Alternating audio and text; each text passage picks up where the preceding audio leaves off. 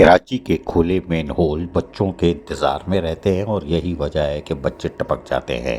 School سے نکلنے والے ننھے منھے معصوم طلباء و طالبات اس سے بے خبر ہوتے ہیں کہ ان کے ساتھ کیا ہوگا۔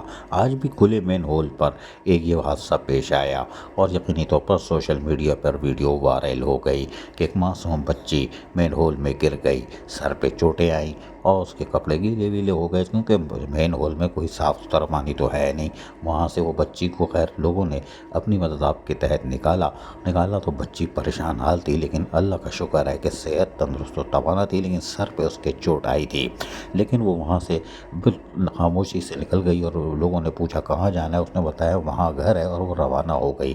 لیکن کھلے مین ہول یقینی طور پر کراچی کے بچوں کے لیے موت کے سے کم نہیں، اور یقینی طور پر اس کا چاہیے کہ کھلے مین ہولز کو NGOs بھی آگے آئیں۔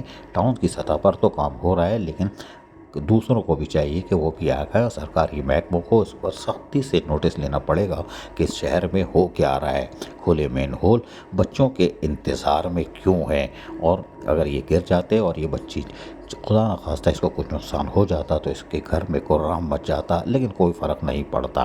بچہ غریب کا ہے، کوئی بڑے کا نہیں جاتا، اور بڑے کا جس دن گیا اس دن پورے کراچی کے مین ہول کور ڈھک جائیں گے اور کوئی نہیں مرے گا۔ عزیز عارف، KBS بلدیاتی نیوز، کراچی۔